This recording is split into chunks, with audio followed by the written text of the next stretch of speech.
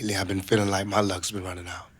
Tupac Shakur is widely seen as the most influential rap artist as well as a cultural icon of the 90s. And while he managed to achieve so much in his short life, he is mainly remembered for his music.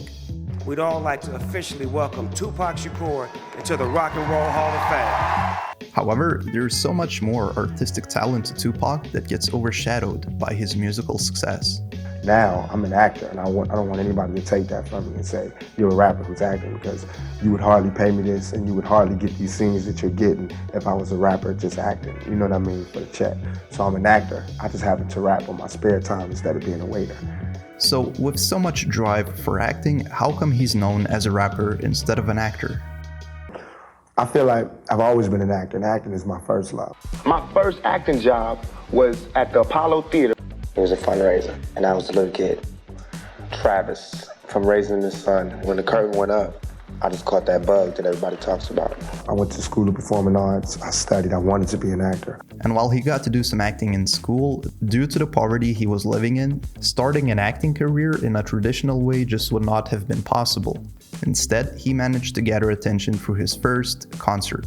Kept my history a mystery, but now I see the American dream wasn't meant for me. During the concert, Tupac got noticed by a music executive who put him in touch with Digital Underground.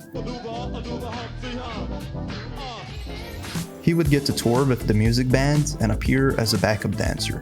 This would put him in film cameos and eventually lead to his first and most famous role. If you gotta go out, that's how you go out. That motherfucker took his destiny in his own hands. But the funny thing is, this wasn't even a role he was aiming to get. One day, Tretch came in. He had this guy that was with him. I said, well, what about you? You want to audition? He said, yeah, sure, why not? I didn't get the script or nothing. I had to go in, do it cold, and I didn't know which part I was going for. But the only thing that helped me was that it was a criminal part, and I'm a criminal individual. You need to have respect for me. I was almost your father, but the line was too fucking. Cast as a psychopathic killer by the name of Bishop, Tupac would be well received not only by audiences, but also critics. This is a 22-year-old young actor, Tupac Shakur, and I hope I get to see him again real soon. As a matter of fact, for some rap fans and artists, Tupac's portrayal seemed so well received that they believe he carried it over to his real life and built an image around it. He plays Bishop, and that character that he created with Bishop influenced millions of people, and he stayed in that character. Whether it's true or not, his next role as Lucky in the romantic drama Poetic Justice would actually show his opposite side. Lucky is doing it the opposite way the Bishop did. He's working, he's very responsible, he's deliberate about the things he's doing, he's taking care of his daughter, he's a respectful person. The film would not only show his acting range, but mirror his real-life conflicting personality. See, I get a feeling there are two Tupacs. I mean, you're this kind, sensitive, friendly guy, yet you're involved in so much controversy. One of these controversies was based around his following film, Menace to Society, where he was supposed to play the Muslim character named Sharif. You gonna pack the plastic, you definitely going out.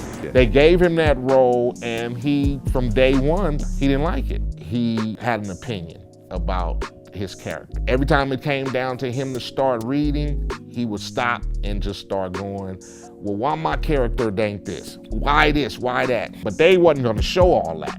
Here, put that in for me. You better go somewhere with that black power shit. You know that shit gets no play in this ride. And in the middle of it, Tupac was like, man, I don't know, I can't get into this character. You know, and then Allen Hughes was like, Tupac, you interrupting the session. Let's just finish reading.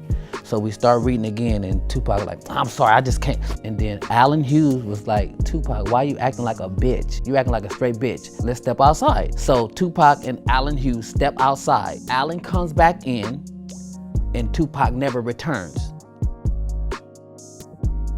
I beat up the directors to Menace to Society. Let me tell the whole world. Check this out. They fired me, but did it in a roundabout punk snitch way. So I caught them on the streets and beat they behind. With more controversies building in his real life, he'd naturally get more villainous roles in his following projects. I don't mind sharing the bunk with you like the old days, baby.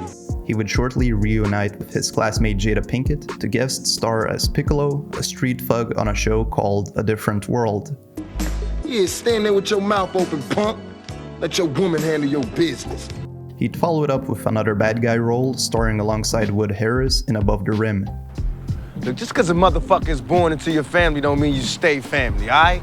And while an unlike menace to society, Tupac did end up in the final cut of the film, he did cause problems during the production. During that, he got shot the first time. So at the end, I had the director and the producer come to me and it's like, okay, we're gonna change up the end of this movie. They had this entirely different path to take on the film. Turns out they found in the crowd a lookalike who looked just like Tupac. So if you look at Above the Rim, at the end of the movie, they utilized the lookalike who happened to look a lot like Tupac, was the same stature, and that's how they resolved that. This is fucking bullshit, man. You know this is bullshit. Soon after Above the Rim, he would play his final anti-hero character as drug lord named Tank in a straight-to-DVD film called Bullet. Oh, bro, how come Patty don't make in the drop, man? Because he's a fucking punk.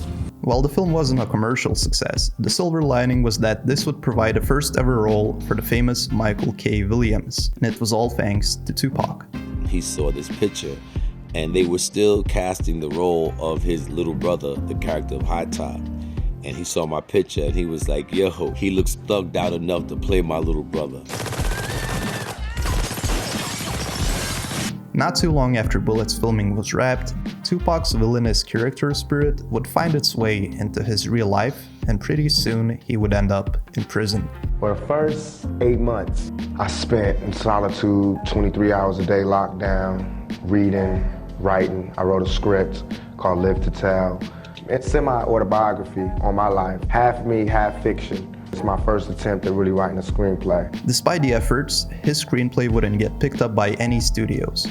Regardless of that, Tupac would still seek a way to reinvent his acting career. Upon my release, I felt like I want to mimic a whole character so that I can get a better understanding on what men and human beings are about. Spoon was my first venture into breaking off into that new philosophy. So, we was young and stupid, and it was fun. So we said, fucking try some. The choice to explore more complex characters would turn out to be a smart move, as many critics still hold this role to be his best performance. It's a reminder of how talented Tupac Shakur really was. Well, the thing I agree with you on is about Tupac Shakur's talent. We've seen him in Juice and Poetic Justice.